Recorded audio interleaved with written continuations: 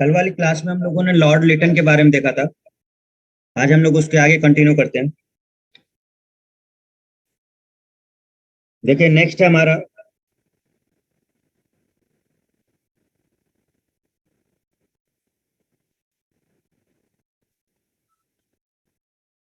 Lord Ripon.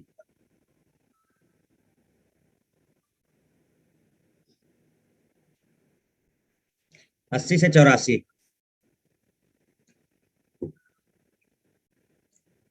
ठीक है, Lord Ripon.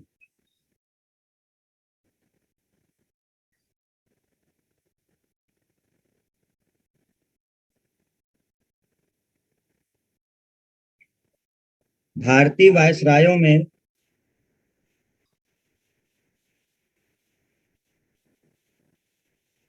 सबसे लोकप्रिय, ध्यान रखिएगा, सबसे ज्यादा लोकप्रिय लॉर्ड रिपन है।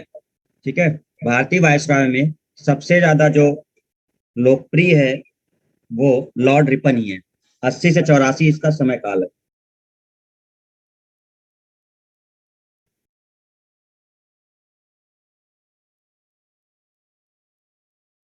वर्नाक्युलर प्रेस एक्ट रद्द कर दिया।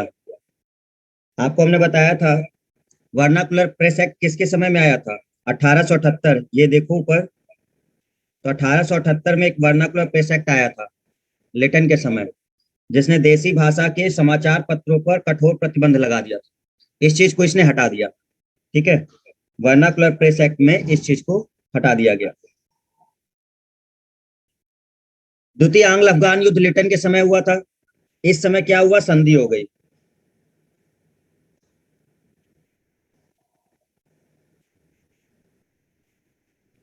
अफगानिस्तान से संधि कर ली गई 1881।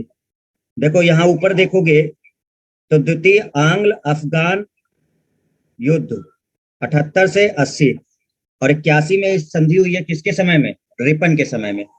ठीक है। Third point,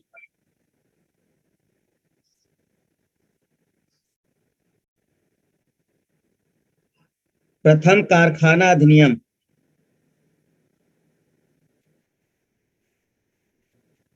1881। वेरी इंपॉर्टेंट, ये चीज आपको याद रखनी है, किसके समय में हुआ है। प्रथम कारखाना अधिनियम 1881 में पारित हुआ है। और किसके समय में ये पारित किया गया? तो किसके समय में पारित हुआ है ये? 7 से 12 वर्ष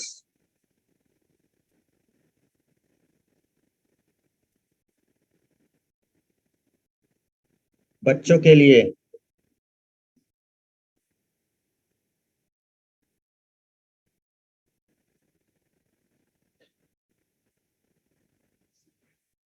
9 घंटे से ज्यादा काम नहीं लेना है। ठीक है, 9 घंटे से ज्यादा काम नहीं लेना है।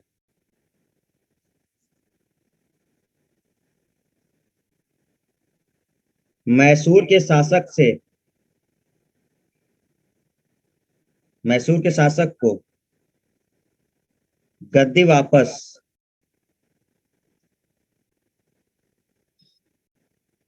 1882।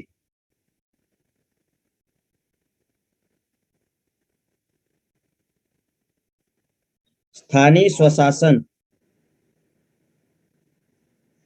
संबंधी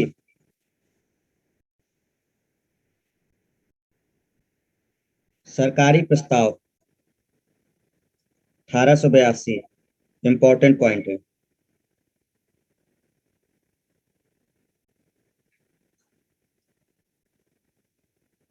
हंटर आयोग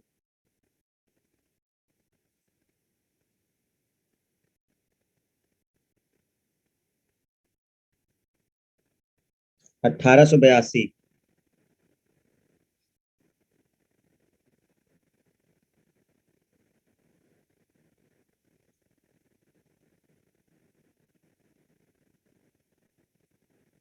इल्बर्ट बिल विवाद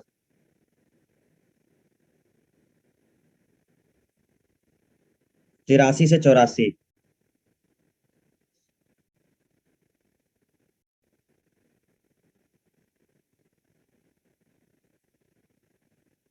इस बिल का उद्देश्य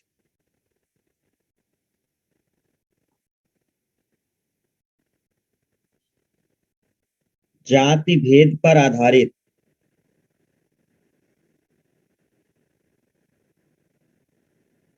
सभी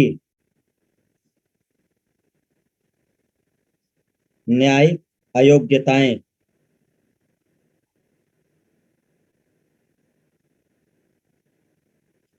तुरंत समाप्त कर दी जाएं।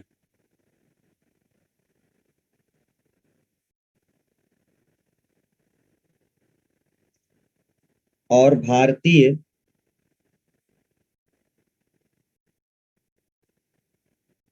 तथा यूरोपीय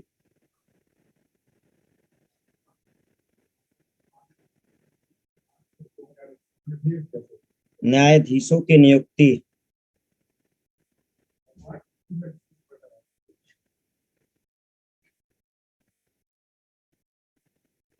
समान कर दी जाए।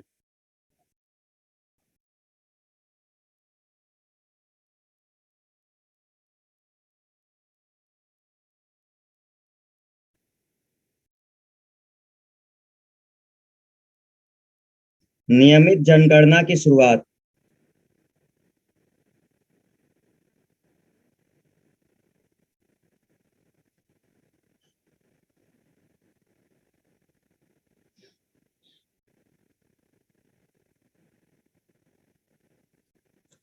फ्लोरेंस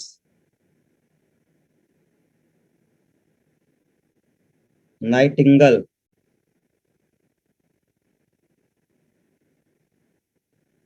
रिपन को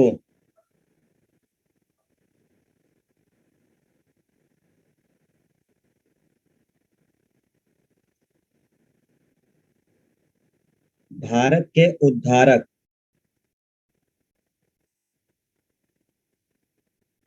की संज्ञा दी।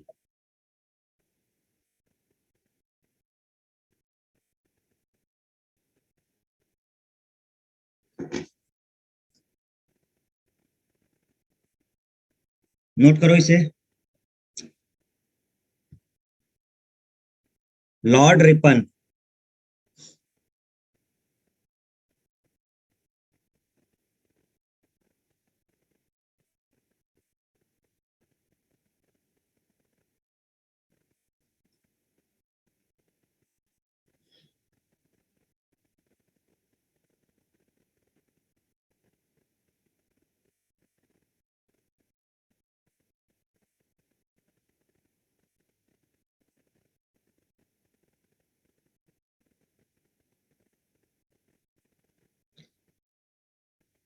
तो ध्यान रखना है कि अगर ये क्वेश्चन बनता है कि सबसे लोकप्रिय वायसराय कौन सा रहा है इन सभी में, तो सबसे ज्यादा लोकप्रिय जो वायसराय है वो आपका लॉर्ड रिपन है।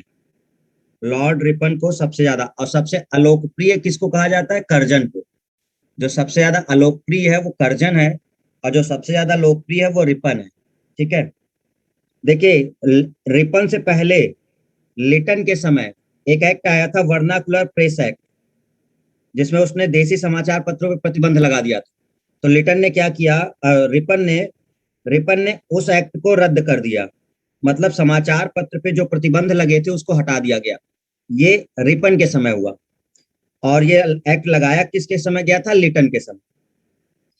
अफगानिस्तान के से युद्ध भी देखो पीछे ही चल रहा था। द्वितीय आंग्ल अफगान युद्ध अगर हम देखें ये वाला, तो ये लिटन के समय हो रहा था 80 तक। लेकिन जो संधि हुई है वो आपकी हुई है रिपन के समय में। तो काफी अच्छे काम मतलब इसके समय में हुए हैं। ये काफी इंपॉर्टेंट है। प्रथम कारखाना अधिनियम, फैक्ट्री से रिलेटेड एक नियम आया जिसमें ये तय किया गया कि जो 7 से 12 वर्ष के बच्चे हैं, 7 से 12 वर्ष के बच्चे, उनसे आप 9 घंटे से ज्यादा काम नहीं ले सकते, चाहे वो मेल हो चाहे वो फीमेल हो। तो दोनों के लिए अप्लाई था कि आप बाल मजदूरी नहीं कराएंगे। और 7 वर्ष से कम के लिए तो बिल्कुल रिस्ट्रिक्ट था कि 7 वर्ष से कम तो लगाना ही नहीं है काम को। लेकिन जो 7 से 12 वर्ष अगर उन्हें काम कराना भी है तो आपको 9 घंटे से ज्यादा नहीं लेना है। लेकिन ध्यान रखना स्टूडेंट कि ये चीज अंग्रेजों की अपनी फैक्ट्री पर लागू नहीं थी। ये चीज केवल भारतीयों की फैक्ट्री पे लागू था। मतलब जो अंग्रेजों के अधीन फैक्ट्रियां थी उस पे ये लोगों ने नियम नहीं लगाया, मतलब वो काम ले सकते थे। लेकिन जो भारतीय कंपनियां थी उस पर इन लोगों ने नियम लगा दिया था। ये एक पॉइंट है। तो एक प्रकार से तानाशाही समझ सकते हैं। तो प्रथम कारखाना अधिनियम 1881 में पारित हुआ है रिपन के समय। ये वेरी वेरी इंपॉर्टेंट है, ध्यान रखिएगा। मैसूर के शासक को गद्दी, ये तो उतना इंपॉर्टेंट नहीं है, लेकिन ये वाला ज्यादा इंपॉर्टेंट है। स्थानीय स्वशासन संबंधी सरकारी प्रस्ताव। इसलिए क्वेश्चन बनता है कि स्थानीय स्वशासन का जनक किसको कहा जाता है। तो स्थानीय स्वशासन का जनक कहा जाता है लॉर्ड रिपन को। देखो अभी क्या हुआ करता था, अभी तक बंगाल से कंट्रोल हो रहा है एक प्रकार से सेंट्रल तरीके से, वहां बैठ रहा है वो और पूरे देश को कंट्रोल कर रहा है। लेकिन अब ये लोग क्या कर रहे हैं कि स्थानीय लेवल पर भी चीजों को संचालित कर रहे हैं। छोटे छोटे विभाग बनेंगे, जैसे आज जो देख रहे हो आप लोग, जैसे ब्लॉक स्तर पे है, जिले स्तर पर है, राज्य स्तर पर है। तो उस तरह से ये स्वशासन की शुरुआत कर दी। इसीलिए स्थानीय स्वशासन का जनक किसे कहा जाता है, तो आंसर है लॉर्ड रिपन। हंटर आयोग की नियुक्ति 82। अब ध्यान रखिएगा कि हंटर आयोग क्या है। देखो इससे पहले एक आयोग आया था वुड डिस्पैच, अगर याद हो वुड डिस्पैच एक आया था पीछे। तो वुड डिस्पैच में कुछ शिक्षा संबंधी प्रस्ताव किए गए थे, जिसमें स्कूल वगैरह खोले गए, विश्वविद्यालय की स्थापना हुई वुड डिस्पैच में। ठीक है, वुड डिस्पैच। तो अब केवल लागू कर देने से मतलब नहीं है ना, आपको ये भी तो देखना पड़ेगा कि ये काम कर रहा है या नहीं। तो इस वुड डिस्पैच को निगरानी के लिए कि ये लोग सही से काम कर रहे हैं या नहीं कर रहे हैं, तो एक आयोग बनाया गया जिसको हंटर आयोग कहा गया। तो ये शिक्षा संबंधी से रिलेटेड है। और एक्चुअल में ये जो वुड डिस्पैच था उसके काम काज को सही तरीके से देखने के लिए ये बनाया गया था। वुड डिस्पैच को देखने के लिए हंटर आयोग की स्थापना की गई थी। अगर एल्बर्ट विल विवाद देखें तो ये बहुत इंपॉर्टेंट है। एल्बर्ट विल विवाद आपको याद रखना ही है, ठीक है, कि एल्बर्ट विल विवाद किसके समय में हुआ था और ये क्या था। देखो एल्बर्ट विल विवाद क्या था, इसमें जो यूरोपीय लोग थे, जो अंग्रेज ब्रिटिश वगैरह, इनके मुकदमे को भारतीय न्यायाधीश नहीं सुन सकते थे। मतलब अगर कोई यूरोपीय व्यक्ति ने कोई अपराध किया है और वो कोर्ट में जाता है और उस कोर्ट में कोई भारतीय जज बैठा है, तो भारतीय जज उसके मुकदमे को नहीं सुनेगा। मतलब ये था कि अगर कोई यूरोपीय अपराधी है तो यूरोपीय जज ही सुनेगा।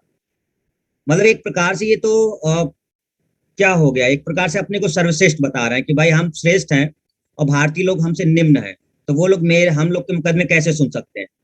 तो ये एक विवाद उठा था। तो किसने, रिपन ने, रिपन ने ये एक बिल लाया, एल्बर्ट बिल। एल्बर्ट एक व्यक्ति का नाम है। तो उसने ये प्रस्ताव दिया था, तो एल्बर्ट बिल विवाद आया, मतलब एल्बर्ट बिल पास किया गया था 83-84 में, जिसमें रिपन ने क्या बोला कि जाति भेद पर आधारित सभी न्यायिक अयोग्यताएं तुरंत समाप्त कर दी जाए और भारतीय तथा यूरोपीय न्यायाधीशों की शक्तियां समान कर दी जाए। मतलब इस बिल के तहत ये प्रस्ताव रखा गया कि अगर कोई भी व्यक्ति हो, चाहे वो यूरोपीय हो चाहे भारतीय हो, उसके लिए कोई भी मतलब न्यायाधीश वो उस मुकदमे को सुन सकता है, चाहे वो भारतीय चाहे यूरोपीय। पहले क्या था कि यूरोपीय का केवल यूरोपीय जज ही सुन सकता था, भारतीय नहीं। तो इस बिल के तहत एक प्रस्ताव लाया गया कि भारतीय भी सुन सकते हैं। बट ये बहुत बड़ा विवाद हो गया। ये मतलब ब्रिटेन तक चला गया, उनकी संसद तक पहुंच गया ये, कि ये कैसे हो सकता है कि एक यूरोपीय का मुकदमा एक भारतीय सुने। तो इस चीज पे बहुत बड़ी बहस हुई थी, तो बाद में रिपन को ये वापस लेना पड़ा था। ठीक है, तो ये एल्बर्ट बिल विवाद है। आई होप कि क्लियर हो गया एल्बर्ट बिल विवाद। ठीक है, एल्बर्ट बिल विवाद क्लियर हुआ। मतलब ये था कि इस बिल के तहत रिपन ये चाहता था कि जो भारतीय जज हैं वो भी यूरोपीय लोगों के मुकदमे सुन सके। बट ये हो नहीं पाया क्योंकि विरोध बहुत ज्यादा हुआ और जो पावरफुल लोग थे उन्होंने इसको वापस करवा दिया। तो मजबूरी थी, एल्बर्ट बिल को वापस लेना पड़ा था। ठीक है, सबसे इंपॉर्टेंट अगर हम देखें इसमें, इंपॉर्टेंट तो खैर सारे पॉइंट है। नियमित जनगणना की शुरुआत। देखो लॉर्ड रिपन ही सबसे इंपॉर्टेंट पॉइंट है, पूरा ये वायसराय ही आपका इंपॉर्टेंट है, लॉर्ड रिपन। ठीक है, इसके सारे पॉइंट इंपॉर्टेंट है। तो नियमित जनगणना की शुरुआत 1881 में हो गई। इससे पहले अगर जनगणना की शुरुआत बताएं तो वो कब हुई थी, इसके पीछे वाला देखोगे जब, इसके पीछे बताओ किसके समय में जनगणना शुरू हुई थी। ये ऊपर एक था आपका कौन, लॉर्ड मेयो, ये है। Lord Mayo. तो लॉर्ड मेयो के समय में पहली जनगणना हुई थी 1872 में, लेकिन ये नियमित नहीं थी। तो व्यवस्थित तरीके से कब हुई है? तो व्यवस्थित तरीके से हुई है 1881 में। दोनों ध्यान रखने हैं, मेयो के समय में पहली हुई है, लेकिन व्यवस्थित तरीके से किसके समय में हुई है? तो वो हुई है रिपन के समय में। ठीक है, ये सारे पॉइंट इंपॉर्टेंट है। तो पहला आपने क्या देखा? ये सबसे लोकप्रिय है, सबसे लोकप्रिय वायसराय है। वर्नाकुलर प्रेस एक्ट को रद्द कर दिया गया, अफगानिस्तान से संधि हो गई, प्रथम कारखाना अधिनियम आ गया। ठीक है, स्वशासन संबंधी प्रस्ताव लाया, मतलब ये स्थानीय स्वशासन का जनक है। हंटर आयोग आया, जो शिक्षा संबंधी जो भी वुड डिस्पैच आया था उससे रिलेटेड काम देखता था। एल्बर्ट बिल विवाद, जिसमें कि मतलब भारतीय न्यायाधीश भी यूरोपीय लोग के मुकदमे सुन सके, बट ये बिल वापस लेना पड़ा था। और एक अलग से एक आयोग की गठन करना पड़ा था, जिसमें 12 सदस्य रखे गए।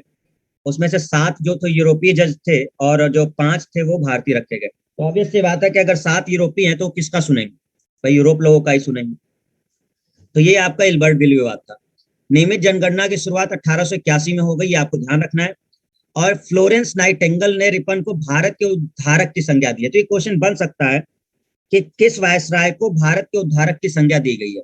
तो भारत के उद्धारक की संज्ञा रिपन को दी गई है। तो इसलिए काफी लोकप्रिय है, क्योंकि इसने मतलब कुछ अच्छे काम कराने की कोशिश की थी, बट इसके जो अधिकारी थे उन लोगों ने गड़बड़ किया, और जो पावरफुल लोग थे वो नहीं चाहते थे कि ऐसा हो। ठीक है, तो इस तरह से चीजें थोड़ी सी गड़बड़ हुई। चलिए आगे देखते हैं, अगला जो इंपॉर्टेंट पॉइंट है आपका वो कौन है? तो नेक्स्ट आप वायसराय लिखिए, Lord Lansdowne. Lord Lansdowne. Lord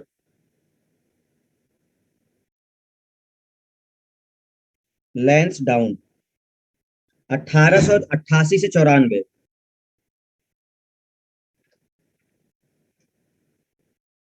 Lord Lansdowne 1888 से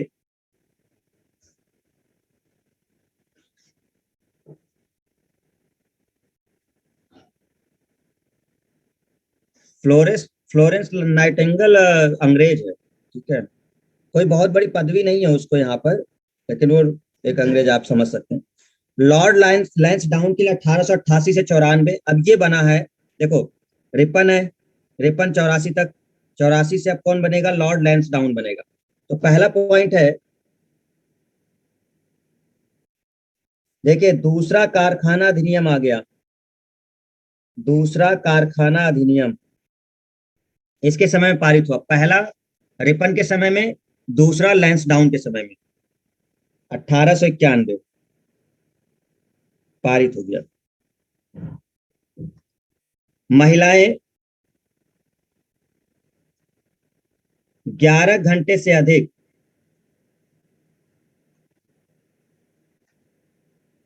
काम नहीं करेंगी।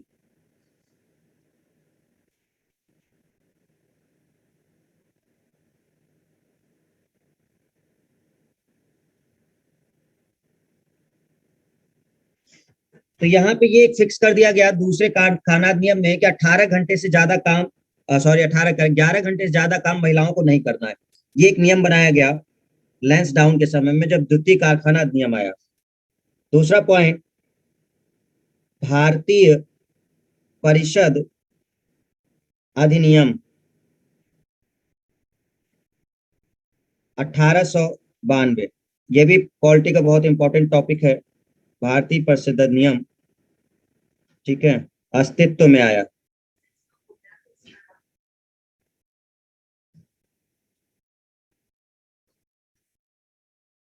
डूरंड आयोग की स्थापना,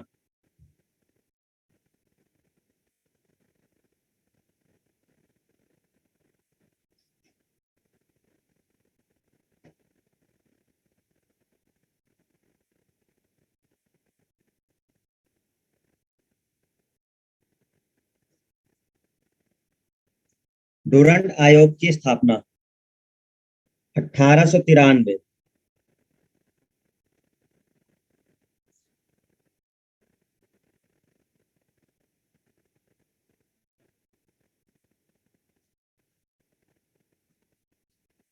1891 में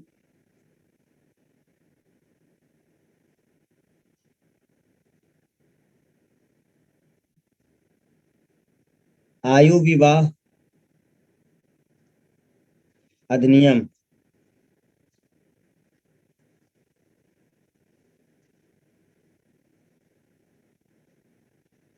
लड़कियों की मिनिमम आयु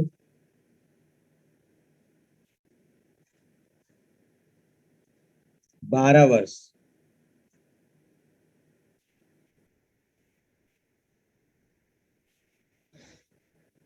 लिखिए जरा पॉइंट।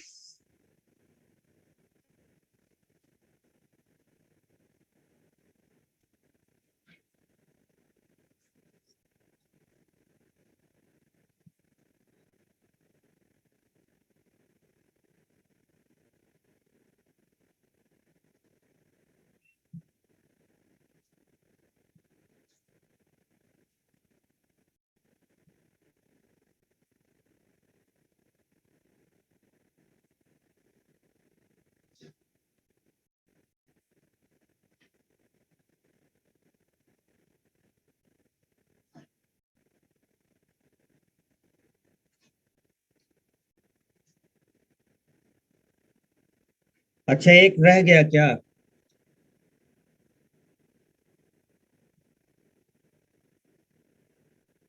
हम लोग कौन से के बात कर रहे हैं? लॉर्ड लैंस डाउन 88 से 94 ना? और पीछे कौन सा था?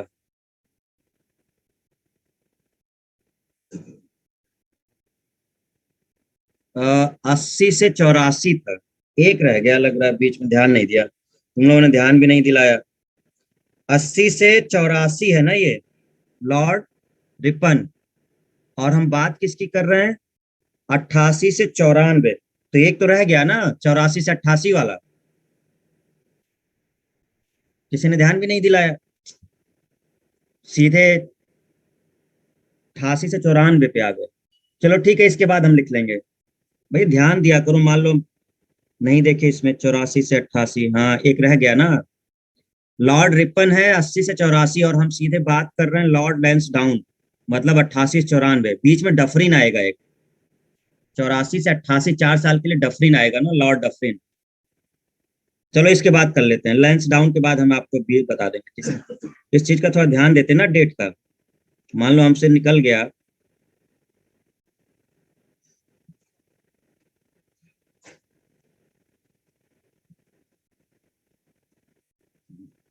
चलो इसके बाद हम बता दें, डफरिन आएगा एक, बीच में डफरिन आएगा 84 से 88 का। चलो इसको लिख लो, फिर हम बता रहे हैं आपको उसके बारे में। देखो यहाँ पर लॉर्ड लैंसडाउन की अगर हम बात करते हैं, तो लॉर्ड लैंसडाउन के लिए क्या इंपॉर्टेंट था आपका? देखो पहला कारखाना अधिनियम आया था, वो किसके समय में आया था? रिपन के समय आया था। और जो दूसरा कारखाना अधिनियम आया था, ये कारखाना मतलब फैक्ट्री के लिए आया था, जैसे फैक्ट्री में जो काम करते हैं मजदूर, ये उनके लिए नियम बनाए जा रहे हैं। तो पहले वाले में क्या किया था कि बच्चों के लिए था। महिलाएं भी थी, लेकिन वो छोटे महिलाएं थी, मतलब बच्चियां थी वो। तो उसमें 7 से 12 वर्षों के लिए बनाया गया था, पीछे वाले प्रथम वाले में। अब सभी महिलाओं के लिए कर दिया गया था कि आप 11 घंटे से ज्यादा उनसे काम नहीं ले सकते। ठीक है, कारखाना या जब आप वहां भेजेंगे उन्हें, तो आप 11 घंटे से ज्यादा काम पर उन्हें नहीं लगा सकते। ये था दूसरा अधिनियम लैंसडाउन के समय। एक इंपॉर्टेंट पॉइंट है आपका डूरंड आयोग। देखिए डूरंड आयोग अगर समझना चाहते हो, तो आपको एक पॉइंट बता दें कि भारत, तो अब तो नहीं, क्योंकि उस समय तो ब्रिटिश भारत था, तो सब कुछ एक था। लेकिन अब पाकिस्तान क्योंकि अलग हो गया है, तो एक लाइन बनाई गई है, डूरंड लाइन। पता है डूरंड लाइन? डूरंड लाइन जो है, ये पाकिस्तान और अफगानिस्तान का बॉर्डर है। मतलब एक लाइन खींची गई है, डूरंड लाइन। जिनको नहीं पता है वो समझ लें कि इसी के तहत क्या किया गया था। डूरंड लाइन पाकिस्तान और अफगानिस्तान।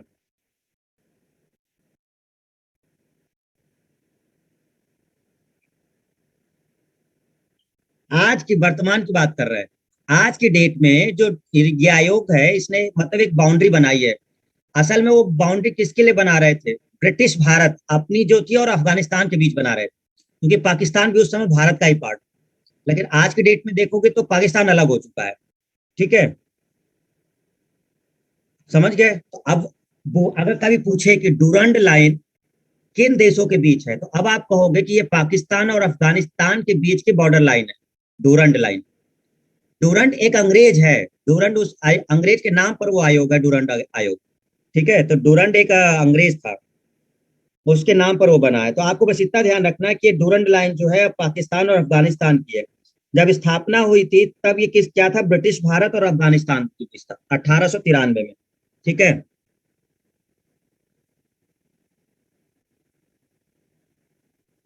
जल्दी से ये देखो भाई, रिपन कौन है? पंकज।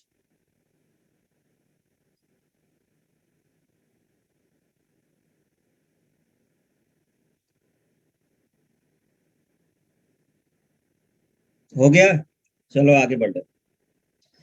तो दूसरा कारखाना अधिनियम आ गया, डूरंड लाइन बन गई। तो आपको ध्यान रखना है कि डूरंड लाइन कब बनी है, तो 1893 जब ये आयोग बना है, और उसी के समय ये चीज हुई थी। तो पहले वो ब्रिटिश भारत और अफगानिस्तान के बीच बना था, बट क्योंकि पाकिस्तान अब अलग हो चुका है, तो ये रेखा थी पाकिस्तान और अफगानिस्तान के बीच। एक नियम लाया गया विवाह से संबंधित। तो 1891 में एक नियम पारित किया गया कि मिनिमम आयु लड़कियों की 12 वर्ष रख दी गई। तो आज की डेट में आपको लगता होगा कि 18, लेकिन पहले 12 वर्ष थी मिनिमम आयु, मतलब 12, ये लीगल कर दिया गया था कि 12 वर्ष की अगर लड़की हो गई है तो उसकी शादी हो सकती थी। ठीक है, तो ये एक पॉइंट आपका था कि अंग्रेजों के समय में भी 1891 में एक अधिनियम आया, और उसके तहत लड़कियों की मिनिमम आयु 12 वर्ष कर दी गई। ये सब अंग्रेजों ने अपने लिए किया है। ठीक है, ऐसा था नहीं, ये सब दुष्ट हैं केवल, मतलब बस ये चाहते थे कि मतलब किसी से भी शादी कर ले। तो इस वजह से ये सब अधिनियम लाए गए। तो ये एक पॉइंट आपको ध्यान रखना है इसमें, लॉर्ड लैंसडाउन का। चलो एक बीच में रह गया था, उसको हम बता देते हैं, लॉर्ड डफरिन। जो लॉर्ड डफरिन है वो 84 से 88 के बीच बनेगा, 1884 से 1888। मतलब लैंस डाउन से पहले डफरिन आता है, 88 से 84 के बीच। नोट करो, लॉर्ड डफरिन। इंपॉर्टेंट इसका एक ही पॉइंट सबसे इंपॉर्टेंट है, जो भारतीय राष्ट्रीय कांग्रेस की स्थापना होगी।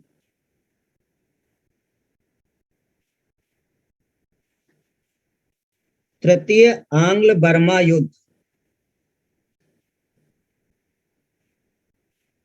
1 जनवरी 1886 को।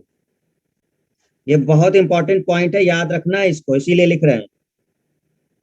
बर्मा को ब्रिटिश भारत में मिला लिया गया, 1 जनवरी 1886 को बर्मा को ब्रिटिश भारत में मिला लिया गया।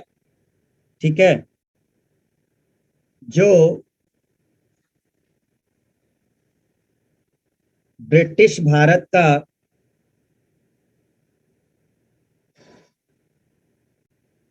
ब्रिटिश भारतीय राज्य क्षेत्र का अंतिम प्रमुख विस्तार था। अभी समझाएंगे क्वेश्चन कैसे बना हुआ है, ये क्वेश्चन बन चुका है। ठीक है, उन्होंने पूछा हुआ है।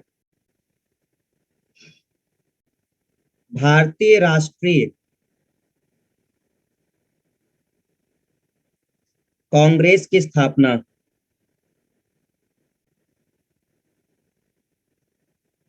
28 दिसंबर 1885।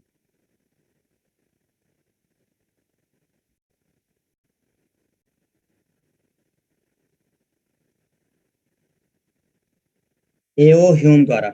डफरिन के लिए दो इंपॉर्टेंट पॉइंट है, दोनों आप याद रख सकते हैं। पहला आंग्ल बर्मा युद्ध, और दूसरा भारतीय राष्ट्रीय कांग्रेस। तो दूसरा वाला तो याद ही रखना, भारतीय राष्ट्रीय कांग्रेस। देखो, स्थापना डफरिन ने नहीं की है, स्थापना की है एओ ह्यूम ने। ठीक है, स्थापना एओ ह्यूम ने की है। ये वही भारतीय राष्ट्रीय कांग्रेस जो आज की पार्टी है, कांग्रेस जो पार्टी है ये वही है, भारतीय राष्ट्रीय कांग्रेस। तो ये कांग्रेस पार्टी की जो स्थापना हो गई थी ये 1885 में हो गई है। और इस समय जो वायसराय है, ज्योति, लॉर्ड रिपन को दिखा दीजिए। क्या कर रहे हो भाई, तुम लोग लिख नहीं रहे हो, पा रहे हो क्या? फिर वापस लॉर्ड रिपन दिखाएं। चलो पहले ये नोट कर लो, फिर दिखा रहे हैं।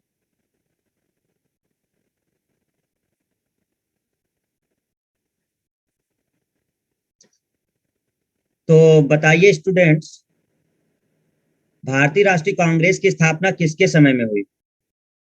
भारतीय राष्ट्रीय कांग्रेस की स्थापना किस वायसराय के समय में हुई? भारतीय राष्ट्रीय कांग्रेस की स्थापना किस वायसराय के समय में हुई?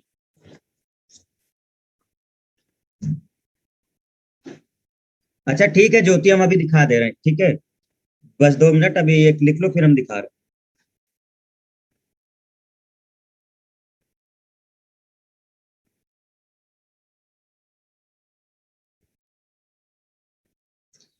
लॉर्ड डफरिन के समय में हुई। तो भारतीय राष्ट्रीय कांग्रेस की स्थापना कब हुई? लॉर्ड डफरिन में। किसने स्थापना की? एक अंग्रेज ने स्थापना की। ए ओ ह्यूम अंग्रेज है, ठीक है, ब्रिटिश है ये। तो ए ओ ह्यूम के द्वारा हुई है। इसका मकसद बस ये था, एक एग्जैक्ट समझिए कि भारतीय राष्ट्रीय कांग्रेस की स्थापना करने का मतलब ये था कि 1857 का विद्रोह फिर से ना हो। जो एक 1857 का विद्रोह हुआ था, उसको रोकने के लिए ही ये किया गया था। तो अंग्रेज ने किया था जिससे कि कुछ नेता जो कांग्रेस के अंदर आएंगे, तो उनके थ्रू हमें ये पता चलता रहेगा कि असल में देश में चल क्या रहा है। तो मेन मकसद ये था इसके कांग्रेस को स्थापना करने का, ठीक है। ए ओ ह्यूम सर 1885 के बाद क्या लिखा है? ए ओ ह्यूम भैया, नाम लिखा है उसका, ए ओ ह्यूम, जिसने स्थापना की है कांग्रेस की। एक क्वेश्चन पूछा गया है कि कौन सा ऐसा वायसराय है जिसके समय में कहा जाता है कि ब्रिटिश क्षेत्र का अंतिम विस्तार हुआ, मतलब जिसने लास्ट विस्तार किया था, वो कौन सा वायसराय? तो ये डफरिन ही है। देखो यहाँ हमने एक पॉइंट इसीलिए लिख दिया इसमें जो जरूरी था, जरा इसको पढ़िए। 1 जनवरी 1886 को बर्मा, जो आज का म्यांमार है, जो आज का म्यांमार है वो उस समय बर्मा था।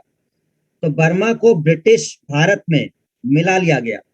तो 1886 में इस युद्ध के बाद इसको मिला लिया गया था बर्मा को, जो ब्रिटिश भारतीय राज्य क्षेत्र का अंतिम प्रमुख विस्तार है।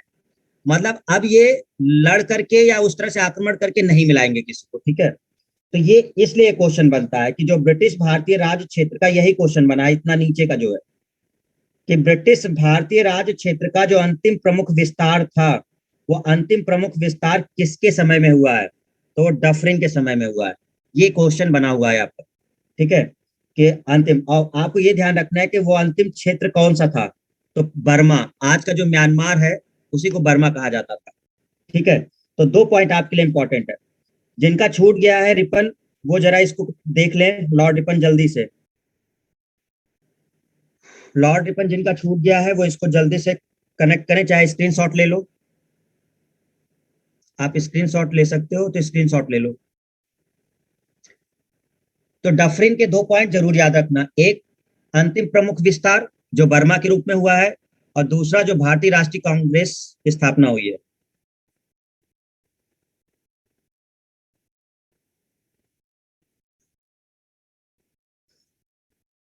हाँ वही बर्मा, और बर्मा की राजधानी ये रंगून थी ना, रंगून, रंगून बोला जाता था उसे, यांगून भी कहते थे, वैसे ज्यादा फेमस रंगून है। वीडियो तो अपलोड हो गया है रौनक, एक शायद हमें लगता है कल वाला शायद अपलोड नहीं हुआ है। अब वो भी शायद अभी अपलोड हो ही जाएगा कुछ ही समय में, ठीक है।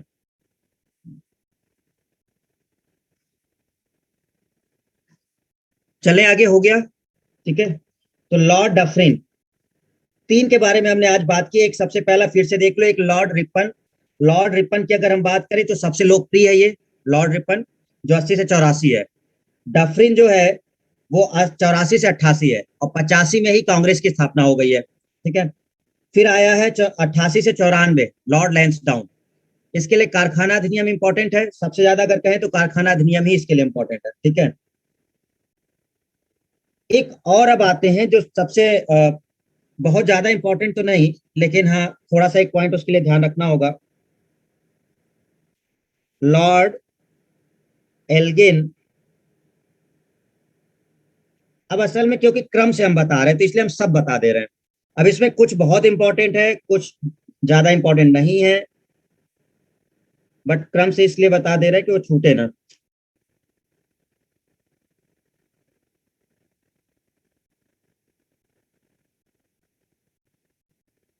लॉर्ड एल्गिन द्वितीय लैंस डाउन के बाद आया। लैंस डाउन के बाद एल्गिन द्वितीय आया। इसके लिए कुछ पॉइंट्स हैं इंपॉर्टेंट। क्या इंपॉर्टेंट है? पूना में प्लेग का प्रकोप फैला।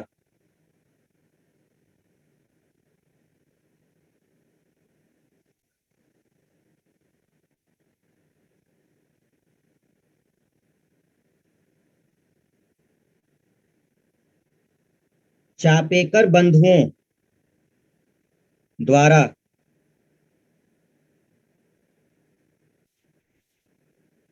दो ब्रिटिश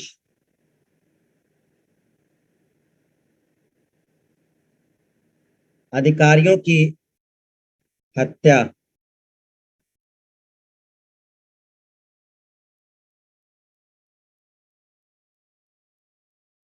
ठीक है। दूसरा पॉइंट, इसने घोषणा की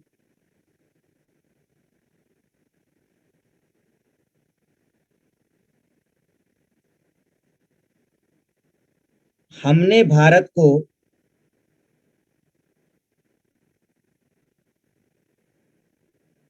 तलवार के बल पर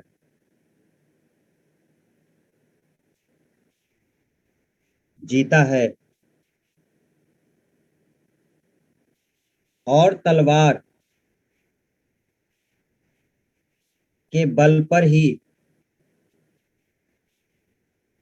अधीन रखेंगे। सोचिए, सीधे सीधे कह रहा है, क्या कह रहा है अब देख लो। ये कह रहा है कि हमने भारत को तलवार के बल पे जीता है और आगे भी हम भारत को तलवार के बल पर ही अधीन रखेंगे। मतलब कुल मिला के अगर इसको अधीन रखना है तो हम जो भी करना चाहेंगे वो करेंगे। किसी को मारना है तो हम मार देंगे। ये सीधा सा इसका मतलब यही था, लॉर्ड एल्गिन द्वितीय का। अच्छा, एक पॉइंट समझिएगा, ये जो चापेकर बंधु है ना, इसमें तीन लोग थे। एक था दामोदर हरि, एक दूसरे थे बालकृष्ण हरि, और एक तीसरे थे वासुदेव हरि।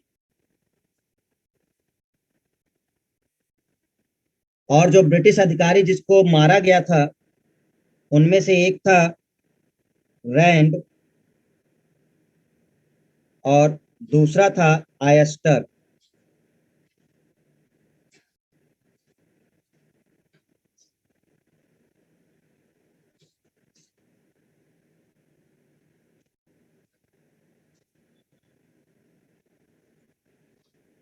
ये दो पॉइंट इसके लिए इंपॉर्टेंट है एल्गिन द्वितीय के लिए। एक पहला, असल में हुआ क्या था स्टूडेंट कि पूना जो पड़ता है, महाराष्ट्र में पुणे पड़ता है, इस पूना में प्लेग फैल गया था और प्लेग बहुत बड़े लेवल पे फैल गया था। तो अब प्लेग के फैलने से जो है मृत्यु बहुत ज्यादा होने लगी थी। प्लेग जानते हो ना किससे फैलता है? चूहों से, है ना? तो अब क्या किया था कि जो ये था एल्गिन था, तो इसने एक समिति तो जरूर बनाई थी प्लेग से संबंधित, लेकिन इसने कुछ किया नहीं उससे। मतलब इग्नोर कर दिया और अत्याचार ही करता रहा। मतलब इसको कायदे से चाहिए था कि जो लोग प्रभावित हैं उनका देखरेख करवाता, और लोग मर रहे थे तो देखभाल करते, हॉस्पिटल वगैरह। ये बिल्कुल इग्नोर कर दिया इसने, लॉर्ड एल्गिन ने। ठीक है। और जो समिति बनाई थी उस समिति के ये थे, ये रैंड, रैंड जो था, ये जो ब्रिटिश अधिकारी रैंड बता रहे हैं, ये उस समिति में था, बट इसने ध्यान नहीं दिया उसको। तो इससे क्या हुआ कि ये जो, और आगे चल करके क्या हुआ था कि जो बाल गंगाधर तिलक हैं, तो बाल गंगाधर तिलक लोगों ने, कुछ लोगों ने मिल करके इनके खिलाफ बहुत सारी चीजें मतलब बोली, आंदोलन टाइप का किया कि आप लोग कुछ नहीं कर रहे। तो रैंड ने क्या, और जो ये था एल्गिन द्वितीय, इसके समय में बाल गंगाधर तिलक जी को जेल में डाल दिया गया। मतलब इन लोगों ने क्या किया कि कुछ काम करने के बजाय बाल गंगाधर तिलक को जेल में डाल दिया था। और ये जो चापेकर बंधु थे, ये चापेकर बंधु बाल गंगाधर तिलक को गुरु मानते थे, तो ये उनके गुरु थे बाल गंगाधर। तो ये लोग बहुत मतलब हतोत्साहित हुए, बहुत नाराज हुए कि आप काम तो कुछ कर नहीं रहे और ऊपर से जो लोग आपके खिलाफ आवाज उठा रहे हैं आप उनको जेल में डाल दे रहे हैं। तो चापेकर बंधुओं ने इससे नाराज होकर के, तीनों भाई थे, दामोदर हरि चापेकर, बालकृष्ण हरि चापेकर और वासुदेव हरि चापेकर, इन लोगों ने दो लोगों को मार दिया, ब्रिटिश अधिकारी को, जिसमें से एक उस आयोग का मेन अधिकारी भी था, रैंड, जो वो प्लेग से रिलेटेड जो आयोग बनाया गया था उसका ही अधिकारी भी था आपका। तो रैंड को भी मार दिया और आयस्टर को भी मार दिया। आयस्टर एक सहयोगी था इसका। तो दो ब्रिटिश अधिकारियों को मार दिया गया था। तो ये ध्यान रखना है क्योंकि क्वेश्चन बनता है चापेकर बंधु वाला, क्योंकि काफी इंपॉर्टेंट है, ठीक है। कि चापेकर बंधुओं ने जो दो ब्रिटिश अधिकारियों की हत्या की थी वो किसके समय में की थी, ठीक है, और किस लिए किया था। तो असल में प्लेग से रिलेटेड कोई काम ये नहीं कर रहा था एल्गिन, और जो बाल गंगाधर तिलक थे उनको जेल में डाल दिया गया था। तो इन सब चीजों से नाराज होकर इन लोगों ने दोनों को मार दिया था। और दूसरा, ये स्टेटमेंट डायरेक्ट आ सकता है, अभी तक तो नहीं पूछा गया, लेकिन कभी अगर पूछ लिया कि ये चीज किसने बोली है कि हमने भारत को तलवार के बल पर जीता है और तलवार के बल पर ही अधीन रखेंगे, तो ये बात लॉर्ड एल्गिन द्वितीय ने कही है, ठीक है। इतना आपको ध्यान रखना है।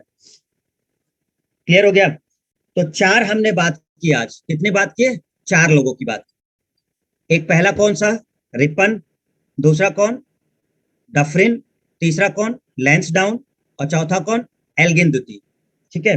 तो चार के लिए हमने बात कर ली, जो सबसे इंपॉर्टेंट, इसको रिवाइज कर लीजिए। और हम आपको जरा प्रीवियस ईयर जो पेपर था उस क्वेश्चन को कुछ करवाते हैं, प्रैक्टिस करते रहो नहीं तो भूल जाओगे सब।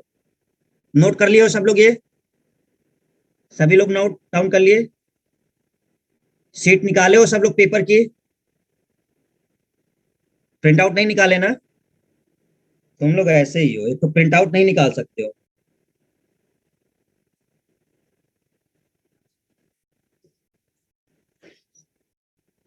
चलिए इसमें क्वेश्चन देखो जरा। लॉर्ड लैंसडाउन, तुम लोग सो के जग रहे हो क्या, जब बोलते हैं तब नहीं ध्यान देते हो। स्क्रीनशॉट लो जल्दी से इसका, लैंसडाउन को।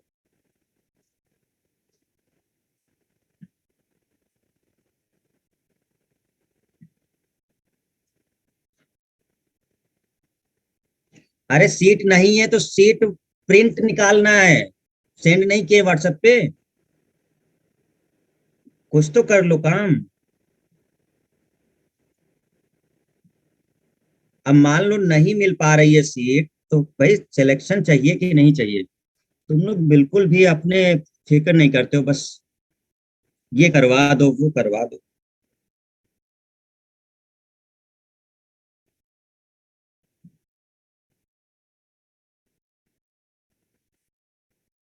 चलो हो गया। कल क्वेश्चन कहाँ तक हुए थे, 20 तक हुए थे। 20 के बाद आपका है 21 नंबर क्वेश्चन। रिवाइज किए होगे तब तो बनेगा, नहीं किए होगे तो नहीं बनेगा। 21, भारतीय राज्यों पर अंग्रेजी प्रभुत्व स्थापित करने के लिए किसने प्रशासन में सहायक संधि प्रणाली लागू की थी। सहायक संधि किसने लागू की थी, सबको पता है कि सहायक संधि किसने लागू की थी, लॉर्ड वेलेजली ने। अब तक ये याद हो चुका होगा, ठीक है, लॉर्ड वेलेजली।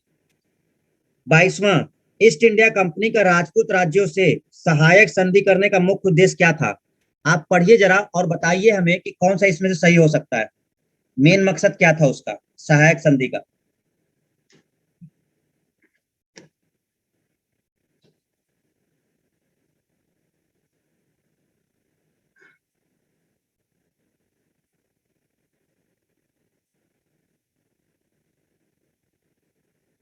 देखो आपको हमने बताया सहायक संधि वो क्यों कर रहा था। सहायक संधि का उसका केवल एक मकसद था, क्या, कि हम सबसे सर्वश्रेष्ठ हैं, मतलब मैं, हम जो अंग्रेज हैं ये हम सबसे सर्वश्रेष्ठ हैं, और भारत में जो भी रियासत है वो हमसे कमजोर है। तो कुल मिला के अपनी वो ब्रिटिश सत्ता को सर्वोच्च दिखाना चाहता था, वो चाहे राजपूत हो, चाहे मराठा हो, चाहे कोई भी हो, वो चाहता था कि ये सब लोग हमसे संधि करें, और जिससे हाँ लगे कि अंग्रेज सबसे मजबूत है। तो एक मेन मकसद है पूरी सहायक संधि का, सबसे इंपॉर्टेंट है, तो कई मकसद, जिसमें से एक ये है। दूसरा इसका एक मकसद था नेपोलियन को रोकना, जो फ्रांस में बहुत मतलब यूरोप में बहुत ज्यादा चल रहा था। तो नेपोलियन भारत पे आक्रमण ना करे, ये भी एक रीजन था सहायक संधि करने का। तो अब वो वाला ऑप्शन है नहीं इसमें, नेपोलियन वाला। तो आपका ऑप्शन कौन सा है? शत्रुओं के विरुद्ध सैनिक सहायता प्राप्त करना, नहीं, ये मेन उद्देश्य नहीं था। मराठा पिंडारी, ये मेन उद्देश्य नहीं था। खिराज वगैरह ये तो भू राजस्व में आता है। सबसे इंपॉर्टेंट जो पॉइंट था वो चौथा है, अंग्रेजों की प्रभुसत्ता स्थापित करना। यही मेन मकसद था सहायक संधि का, कि जितने लोग हैं सब हमारी अधीनता स्वीकार कर ले और जिससे ये माने कि हम सबसे सर्वश्रेष्ठ है, मतलब अंग्रेज। तो इस सहायक संधि का मेन मकसद यही था। इसके अलावा मकसद और भी था, नेपोलियन वाला भी था। ठीक है, सही सुमेलित नहीं है बक्सर का युद्ध, क्या 1764? ये तो सही है। सहायक संधि 1863, गलत है। सहायक संधि 1863 में नहीं हुई है। कौन बताएगा ये कब हुआ है? एनीवन, कौन बताएगा सहायक संधि कब हुई है? सहायक संधि कब हुई है? Everyone students.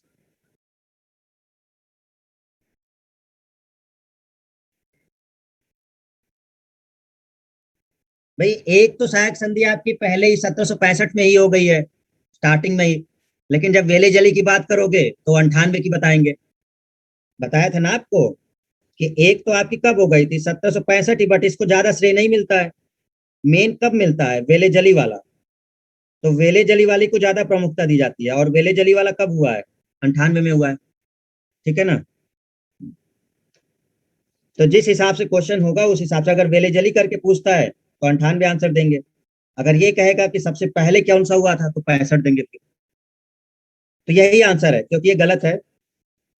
सहायक संधि ये डेट नहीं है। ठीक है, एवरीवन जल्दी से अटेम्प्ट करिए जरा। आंग्ल नेपाल युद्ध जिसके शासनकाल में हुआ वो कौन है? आंग्ल नेपाल युद्ध जिसके शासनकाल में हुआ वो कौन है?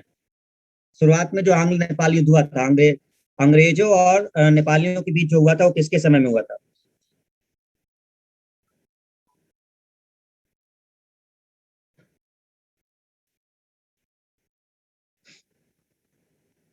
बताइए। हेस्टिंग। लेकिन कौन सा हेस्टिंग? लॉर्ड हेस्टिंग, वारेन नहीं, लॉर्ड हेस्टिंग है। नोट से उसको रिवाइज कर लेना। ये कब हुआ था? अच्छा, लॉर्ड हेस्टिंग का समय कब है? 1813 से 1823। और याद है, 1816, 14 से 16 के बीच हुआ था ये आंग्ल नेपाल युद्ध। और इसी के बाद संधि हो गई थी एक, 1816 में। कौन सी संधि? सुगौली की संधि हुई थी।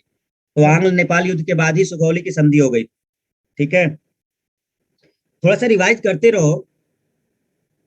चलो आगे देखो, सुगौली की संधि कब हुई? देखो ये आ ही गया, सुगौली की संधि कब हुई। तो अब समझो, इसमें 1816 ऑप्शन में नहीं है, तो 1815 ऑप्शन में है। आपको बताया था कि जो बनने ड्राफ्ट बना था संधि का, वो 15 में बन गया था, लेकिन जो लागू हुआ था वो 16 में हुआ था। 1816 में लागू हुआ था, लेकिन जो ड्राफ्ट तैयार हुआ था वो 15 में हो गया था। तो क्योंकि 16 नहीं है, तो वो स्टार्टिंग का पूछ रहा है कि कब ये बनना शुरू हो गया था ड्राफ्ट, तो वो 15 में शुरू हो चुका था। लेकिन कब कंप्लीट हुआ था? तो 16 में जाकर के वो संधि लागू कर दी गई। ठीक है, तो ये ध्यान रखना है। ऑप्शन में 16 है ही नहीं, आपको वही ऑप्शन ही देना होगा, 15। हाँ, जो उधर का कुमाऊं, गढ़वाल, रानीखेत, शिमला, ये सब ब्रिटिश के अधीन आ गया था। सिक्किम को फ्री कर दिया था और बाकी सबको अपने अधीन ले लिया था। 26 का आंसर देंगे आप लोग। देखो रिवाइज करोगे ना तो क्वेश्चन करने में मजा आएगा। अगर रिवाइज नहीं किए होगे तो फिर क्वेश्चन करने में मजा नहीं आता। चलिए जल्दी बताइए, कौन सा युद्ध सही सुमेलित है? क्या हेक्टर मुनरो बक्सर का युद्ध बिल्कुल सही है।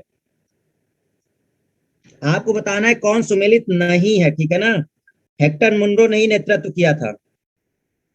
नेतृत्व इसी ने किया था बक्सर के समय। लॉर्ड हेस्टिंग, ये तो अभी अभी बात किया, आंग्ल नेपाल युद्ध। वेले जली, चतुर्थ आंग्ल मैसूर युद्ध बिल्कुल हुआ था, जब टीपू सुल्तान मारा गया। लॉर्ड कॉर्नवालिस, तृतीय आंग्ल मराठा युद्ध नहीं हुआ था। आंग्ल मराठा युद्ध तृतीय नहीं हुआ था। ठीक है, समझिए जरा पॉइंट सब। आपसे कहा गया कौन सा सही सुमेलित नहीं है, तो लॉर्ड कॉर्नवालिस के समय में तृतीय आंग्ल मराठा युद्ध नहीं हुआ है। तृतीय आंग्ल मराठा युद्ध किसके समय में हुआ है?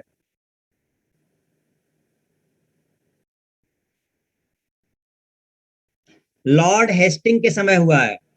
तृतीय आंग्ल मराठा युद्ध हेस्टिंग के समय हुआ है।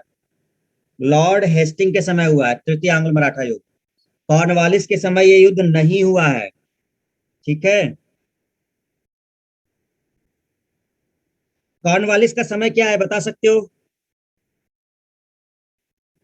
1798 से कितना है, 1805।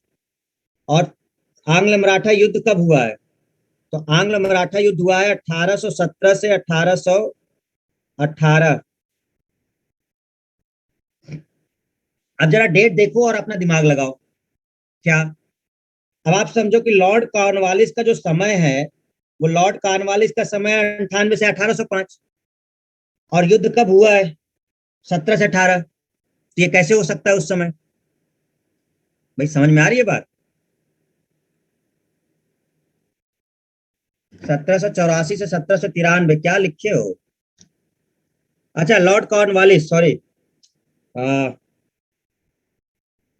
ये डेट वेलेजली की है। हाँ, थोड़ा सा कंफ्यूजन, वेलेजली की डेट थी।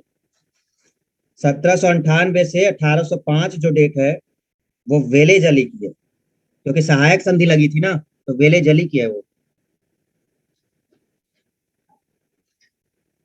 तो चलिए, ये ध्यान रखना है आपको यहाँ तक। तो हमारा जो इसमें आंसर होगा वो कौन सा आंसर होगा? D option. ये सही सुमेलित नहीं है। ठीक है, सही सुमेलित नहीं है। कॉर्नवालिस के समय में ये युद्ध नहीं हुआ है। चलिए आगे बढ़ते हैं। तो तृतीय आंग्ल मराठा युद्ध किसके समय में हुआ है? अगर ये कॉर्नवालिस के समय में नहीं हुआ है तो किसके समय में हुआ है? तो तृतीय आंग्ल मराठा युद्ध हुआ है हेस्टिंग के समय में, लॉर्ड हेस्टिंग। अभी जो बताया हमने आप, लॉर्ड हेस्टिंग के समय हुआ है। ठीक है, लॉर्ड हेस्टिंग के समय। सर टॉम सर है ये, sir Thomas Munro. Sir Thomas Munro किन वर्षों में मद्रास के गवर्नर रहे? किन वर्षों में मद्रास के गवर्नर रहे? सर टॉमस मुनरो किस वर्ष गवर्नर रहे? आपको पता है कि टॉमस मुनरो ने एक व्यवस्था चलाई थी? बता सकते हो कौन सी? टॉमस मुनरो ने एक व्यवस्था चलाई थी, रैयतवाड़ी।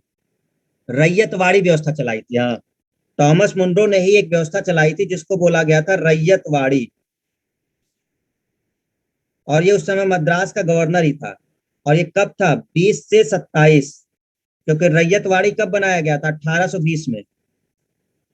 तो रैयतवाड़ी जो व्यवस्था थी वो टॉमस मुनरो संबंधित था, और ये 20 से 27 तक ये रहा है। 29, ये आंसर आप लोग दे सकते हैं।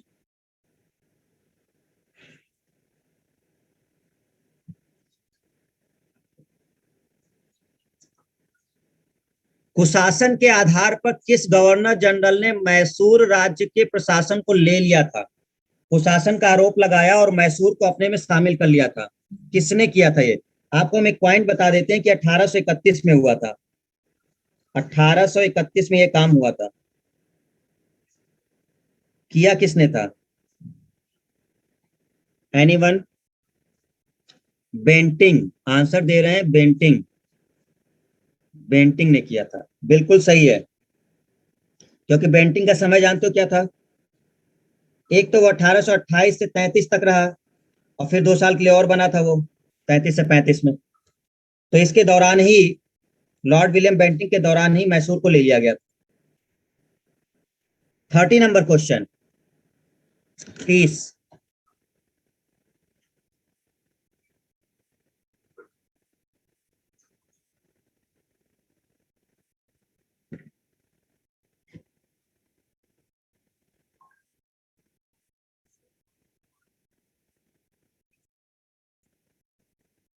बंगाल के गवर्नर जनरलों में से कौन एक तृतीय आंग्ल मैसूर युद्ध से संबद्ध है, जिसके समय में तीसरा आंग्ल मैसूर युद्ध हुआ है?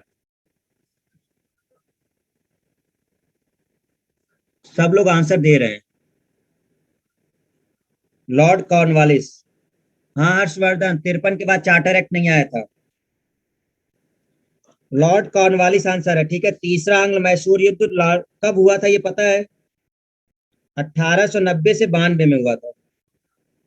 1890 से 92 में हुआ था, तृतीय आंग्ल मैसूरियत। और इसी के बाद श्रीरंगपट्टनम की संधि हुई थी। तो लॉर्ड कॉर्नवालिस आंसर है। ठगों के दमन में कौन संबंध था? ठगों के दमन में कौन था? Henry Prendergast, Sleeman. ये आंसर दे सकते हो, ये तो बहुत आराम से याद होगा कि कौन था ठगों के उसमें, जिसने ठगों का दमन किया था। ठगों का दमन किसने किया था? 31 का बी आंसर दे रहे हैं। हेमा 31 का बी, हर्षवर्धन भी बी। सी किसका आ रहा है? रोशनी, सी आंसर नहीं है, बी ही आंसर है। कैप्टन स्लीमन के समय में। और ये ठगों का दमन जब हुआ था वो 1830 में हुआ था, 1830 में। लेकिन कंप्लीटली खत्म नहीं हुआ था, ठीक है। 1837 के बाद कंप्लीट हो गया था। लेकिन जब पूछेगा कि दमन में कौन संबद्ध है तो 1830 में कैप्टन स्लीमन ने शुरू कर दिया था, ठीक है। देखिए क्वेश्चन बिल्कुल सब कुछ वही पूछे गए हैं जो आपके नोट्स में है, आपको केवल नोट्स पढ़ना भर है। याद नहीं करोगे कंफ्यूजन हो जाएगा। जितना लिखा दिए है ना, इसके बाहर से एक क्वेश्चन नहीं है आपके, सिंगल क्वेश्चन बाहर से नहीं है। अब वो आपके ऊपर है कि आप उसको कैसे पढ़ते हो। अब उसे आप रिवाइज करते हो, याद करते हो, ये आपके ऊपर है, ठीक है। बट रिवाइज नहीं करोगे कंफ्यूजन बना रहेगा, ना गवर्नर याद आएंगे ना गवर्नर जनरल याद आएगा। तो उसको बार बार लगाइए, बार बार पढ़ो, बार बार उसको सॉल्व करो, तब जाके चैप्टर कंप्लीट होगा, ठीक है। तो आज इसी पेज तक रखेंगे, दूसरा खत्म हो गया। फिर नेक्स्ट हम लोग जब गवर्नर बात करेंगे तब ये आप रिवाइज करते रहिए, थोड़े थोड़े क्वेश्चन लगाते रहिए, ठीक है। चलो बस आज के लिए इतना रखते हैं हम लोग, फिर नेक्स्ट हम लोग कल देखेंगे। Thank you everyone.